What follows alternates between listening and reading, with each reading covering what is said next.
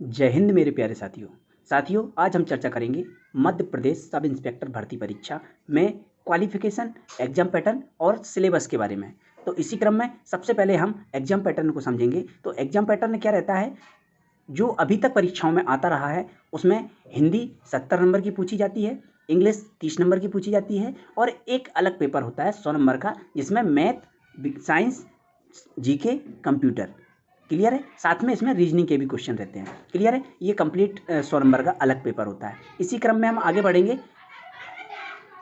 Education, शैक्षणिक योग्यता क्या रहती है, किसी भी मान्यता प्राप्त विश्वविद्यालय से स्नातक की डिग्री उपाधि मतलब ग्रेजुएट होना चाहिए व्यक्ति। क्लियर है। इसके बाद हम देखते हैं एज क्या रहती है, अनारक्षित वर्ग के लिए 21 से 33 वर्ष और जो आरक्षित वर्ग हैं उनको नियमानुसार छूट दी जाती है, जो 3 साल और 5 साल की रहती है, जो भी रहे नोटिफिकेशन में उस आधार पर। नेक्स्ट चलेंगे, शारीरिक योग्यता क्या होना चाहिए। शारीरिक योग्यता पर हम चर्चा करेंगे। तो अभ्यर्थी के पास निम्नलिखित शारीरिक योग्यताएं होना चाहिए। पुरुष के लिए नंबर 1 हाइट 167.5 सेंटीमीटर या उससे अधिक, महिलाओं के लिए 152.4 सेंटीमीटर या उससे अधिक। चेस्ट की बात करेंगे तो चेस्ट में देखा जाए तो पुरुष सीना बिना फुलाए 81 सेंटीमीटर, फुलाने पर 86 सेंटीमीटर। अभ्यर्थी का सीना फुलाने एवं बिना फुलाने में कम से कम 5 सेंटीमीटर का अंतर होना चाहिए, मतलब फुलाकर हमें 5 सेंटीमीटर फुलाना ही है। नेक्स्ट आगे चलेंगे तो इसमें जो परीक्षा होती है ये 3 चरणों में होती है।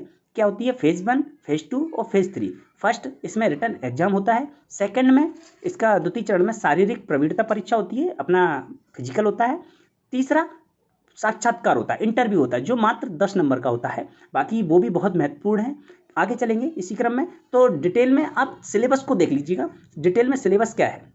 तो सिलेबस पे हम बात करते हैं। सबसे पहले क्वांटिटेटिव एप्टीट्यूड है ना, जो भी अपने गणित के सवाल रहेंगे तो सबसे पहला देखो प्रतिशत से सवाल बनते हैं, लाभ हानि से सवाल बनते हैं, सरल चक्रवृद्धि ब्याज से बनते हैं। इसके बाद कार्य और समय और दूरी और समय। आगे चलेंगे सरलीकरण, औसत, अनुपात समानुपात, महत्तम समापवर्तक, लघुत्तम समापवर्तक। आगे चलेंगे आयु से प्रश्न बनते हैं, प्रायिकता से बनते हैं, क्रम परिवर्तन और संयोजन। इसके बाद आंकड़ा निर्वचन। आगे चलेंगे वृत्त चित्र रहते हैं, क्षेत्रमिति, बीजगणित, त्रिकोणमिति। इसके बाद ज्यामिति और ऊंचाई और दूरी। ये टॉपिक रहते हैं जिनसे अक्सर सवाल बनते आए हैं अभी तक, और जो भी अगर सिलेबस चेंज होगा तो नोटिफिकेशन में हमको और भी क्लियर हो जाएगा। अभी के लिए आप इन सभी से तैयारी करिए। जीके से कुछ महत्वपूर्ण टॉपिक हैं। नंबर 1 पर्यावरण से क्वेश्चन बनते हैं। पर्यावरण के बाद जूलॉजी यानी प्राणी विज्ञान से बनते हैं। प्रसिद्ध पुस्तकें और लेखक से सवाल बनते हैं, क्वेश्चन बनते हैं। वनस्पति विज्ञान से बनते हैं। बेसिक कंप्यूटर से भी क्वेश्चन पूछे जाते हैं। भारतीय संस्कृति, रसायन विज्ञान, भारतीय संसद, इतिहास, संस्कृति और परंपरा और त्यौहार। इसके बाद भारतीय अर्थव्यवस्था से बनते हैं, भारतीय इतिहास से बनते हैं, और जीके जो आप करंट जीके है ये सारी चीज़ों से भी क्वेश्चन बनते हैं, साथ में खेल से क्वेश्चन बनते हैं। क्लियर है। इसके बाद हम आगे चलते हैं। इसके बाद आते हैं कंप्यूटर नॉलेज में कुछ क्वेश्चन बन जाते हैं, कभी कभी 5 से 6 क्वेश्चन आ जाते हैं। कभी कभी कंप्यूटर की आधारभूत ज्ञान, कंप्यूटर का इतिहास, हार्डवेयर और सॉफ्टवेयर के संबंध में, कंप्यूटर के कार्य, सीपीयू, नेटवर्किंग, इंटरनेट पर खोजना, माइक्रोसॉफ्ट ऑफिस, डेटा संधारण, चित्र, उपकरण पट्टियाँ, सर्च इंजन खोज। क्लियर है। ये सारे टॉपिक यहाँ से बनते हैं कंप्यूटर से। इसके बाद इंग्लिश से बनते हैं सबसे पहले टेंस के बाद मॉडल्स पूछ लिए जाते हैं, डिटरमिनर्स पूछ लिए जाते हैं, आर्टिकल पूछ लिए जाते हैं, narration, voice, clauses, preposition, unseen passage. ये टॉपिक इंग्लिश से बनते हैं। इसके बाद आते हैं महत्वपूर्ण जो 70 नंबर का आता है, हिंदी से इसको खासकर वीडियो स्किप ना करें और अगर वीडियो को लाइक नहीं किया हो तो वीडियो को लाइक जरूर कर दें भाइयों।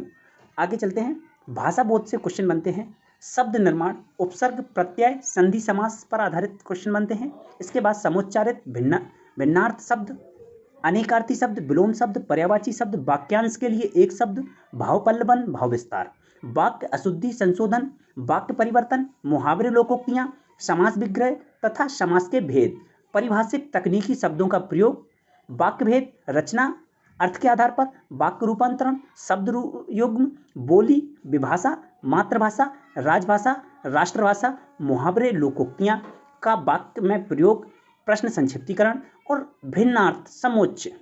इसके बाद साथ ही काव्यबोध से भी कुछ प्रश्न बनते हैं, वो हैं भेद, मुक्तक काव्य, प्रबंध काव्य, महाकाव्य, खंड काव्य, इनसे प्रश्न बनते हैं।